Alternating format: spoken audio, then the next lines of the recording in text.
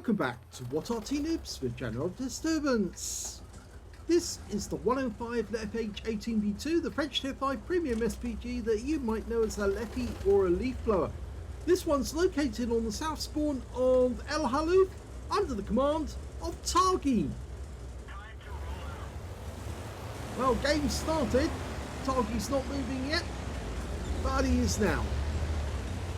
Okay, he's got a 105mm light field howitzer as his main armament, and this is one of only 2 premium SPGs in the game.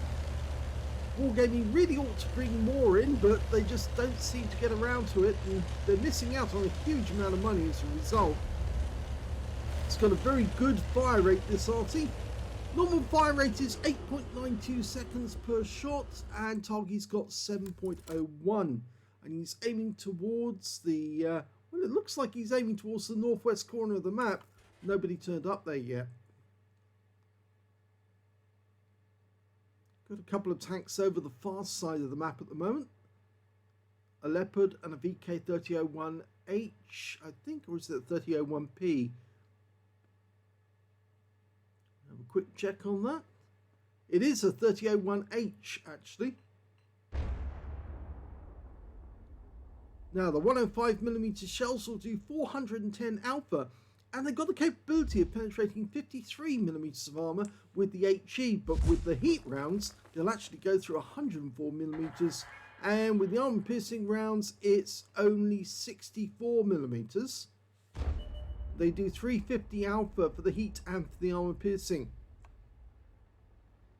So it's not a lot more for the armor piercing than it is for the HE rounds, so long as you're actually using AP or HE.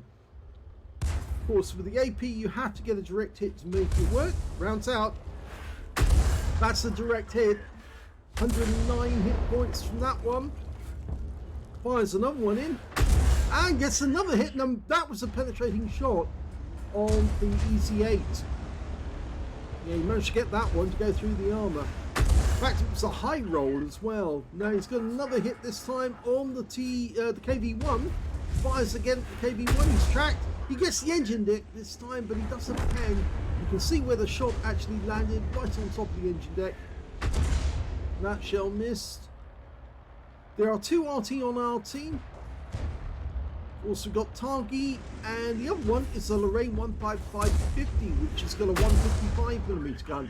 T29 takes another hit for 146, and Targy's racking up the damage fairly quickly. Another hit. Of course, these are non-penetrating shots,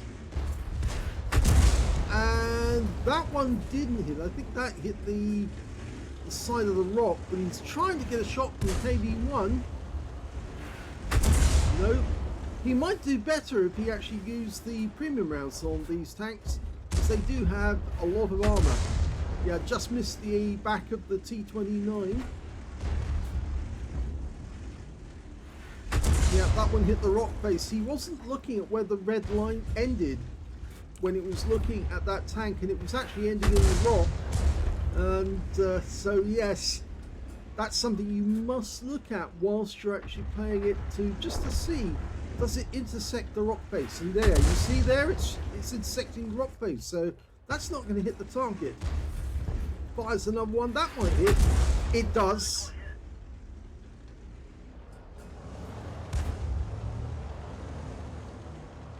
And the other side, we've got a Porlac tank trying to get around our guys.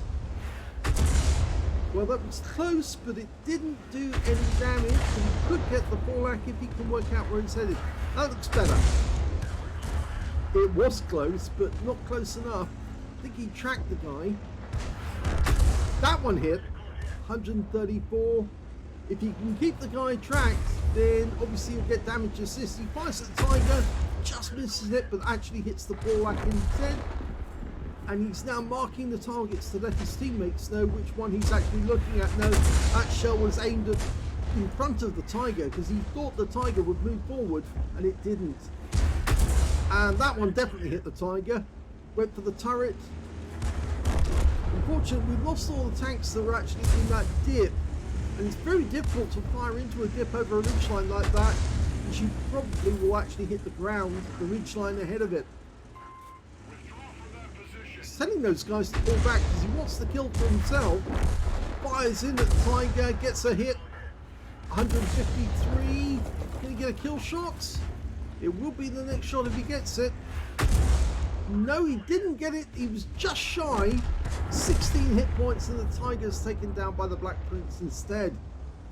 So, still doesn't have a kill, but he actually has nearly 2,000 hit points of damage.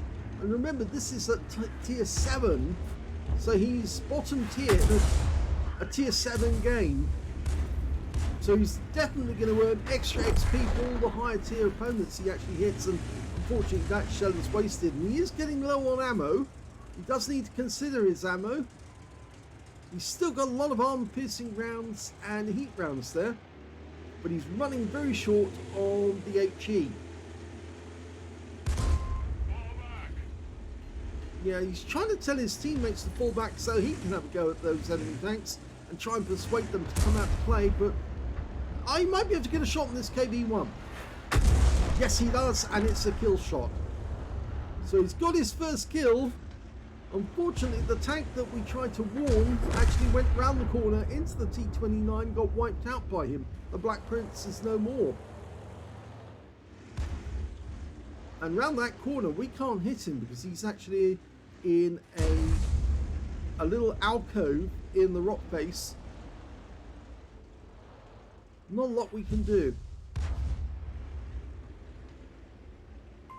Watch out! Retreat! Again, I think Targy's trying to tell the strip to pull back to force the enemy T-29 to come out of his little hole. There's more enemy tanks out there than there are on our team as well. That's another problem.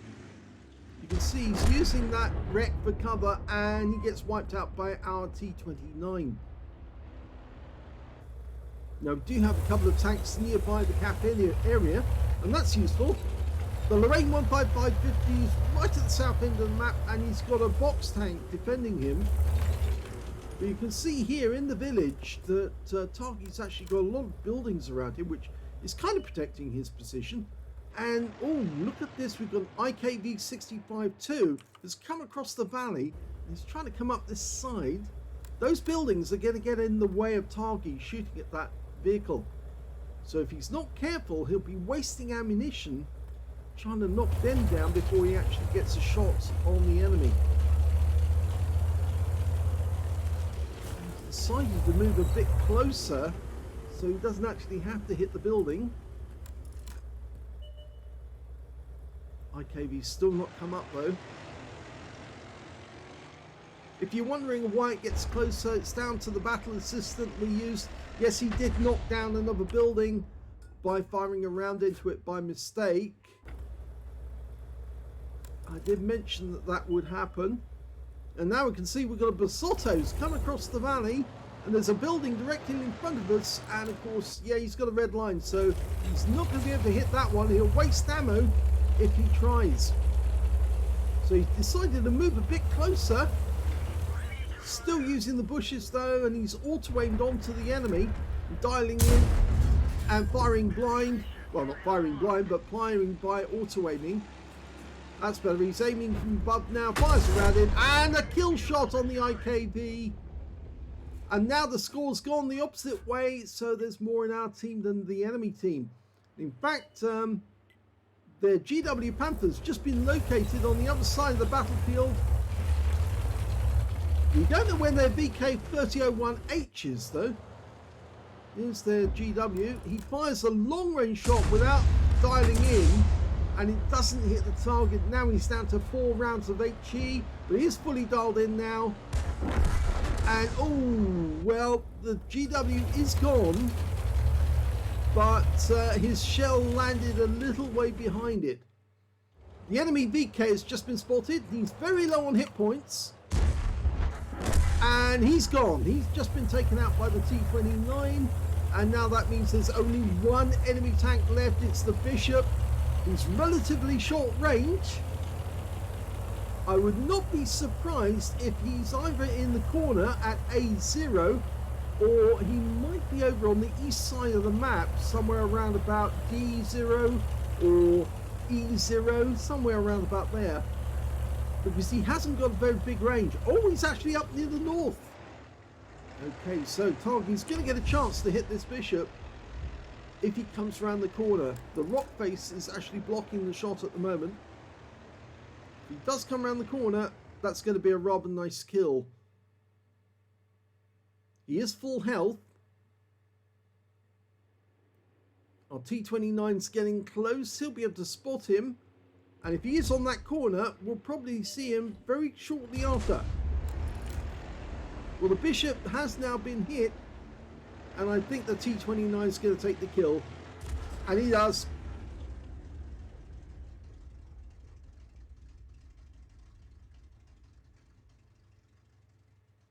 Well, as targy said, that was an easy game. It was for him because he's an experienced Arty player, although he did make a few errors or boo-boos, you might say, by actually trying to shoot when he was sitting in amongst several buildings near the village. Not the best place to fire from because there's always obstructions.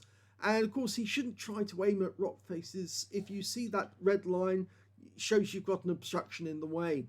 I also think he might have actually done better if he'd actually used the armor piercing and the heat rounds against some of those heavy tanks that were sitting on the corner, because whilst they were stationary, he had a perfect shot, and those shells would have gone straight through the side of the enemy and reaped a lot of hit points in the process.